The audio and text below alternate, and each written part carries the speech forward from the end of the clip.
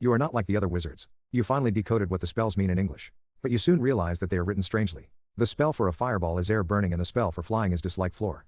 I listened intently down the silent hall, diligently alert for anything that might approach. I was on guard duty this week, as were many of my peers, as we had heard the dreaded magician assassin, Oleander, had been commissioned to kill the prince. He was sleeping soundly in the room behind me, and I was the last line of defense at his door. I had cast Rafa Suit, Loudy Hiri, on my ears and could clearly hear the insignificant scrape of rat's nails in the walls, as well as the loud snores from the prince. Nothing sounded out of the ordinary, but I still felt uneasy. Oleander had a perfect record.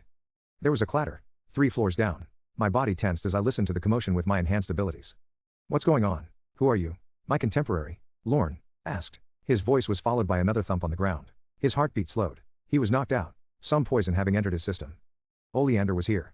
My body tightened further and further as I heard body after body collapse to the ground. What was insane to me was that he had not cast a single spell in this time. He was clearly throwing something to knock out all the guards. And they were magicians. They should have had protective barriers. What's worse was that Oleander was also a magician, who knew what kind of spells he had control over.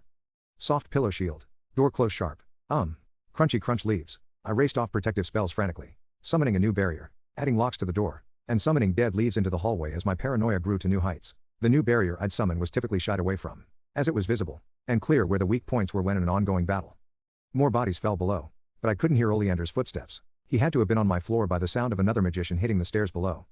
I stared at the door at the end of the hall, eyes wide and heart booming in my ears like a drum marching me into battle. It was so unbearable. I had to remove my hearing enhancement as I was unable to hear anything else. I continued to peer to the other side, sweat slipping down my neck rapidly. The door hadn't budged an inch. As far as I could tell, it was still locked. Suddenly, something sprouted from my outer barrier. A needle. I stared at it in shock as a drop of fluid spilled from its tiny tip harmlessly onto the floor. The poison. Another needle sprouted from the barrier. And another. Only after the third did I realize where they were being fired from.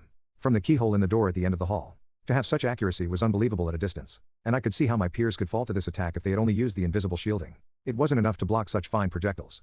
The door finally budged as he tried to open it with a lockpick. But my additional locks had kept him out. No more door. He cast, disintegrating the door. I could only see the top half of his body, a dark silhouette to its background. I couldn't read his expression. Back off, Oleander. I know the ancient language. Leave now while you still have your life, I warned.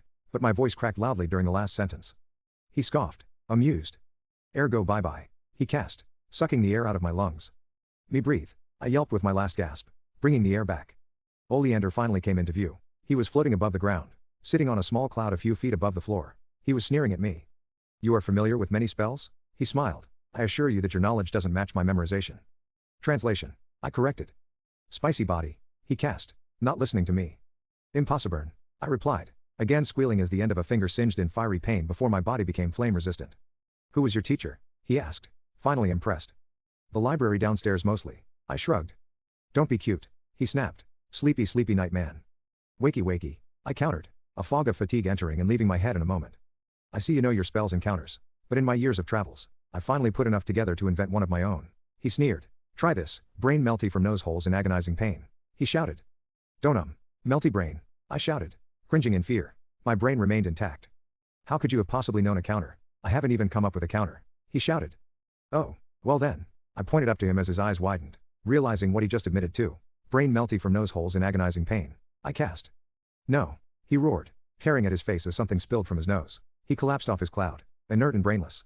I stared at him for a few seconds in disbelief, not really accepting that I had somehow defeated the most notorious assassin almost unscathed. I took tiny steps toward him, planning to poke him to make sure he was dead.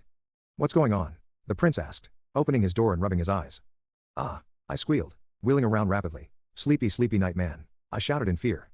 The prince fell to the floor, breathing peacefully. I stared at him in fear of what he would do when he awoke with a memory. I would need to come up with a memory loss spell by morning.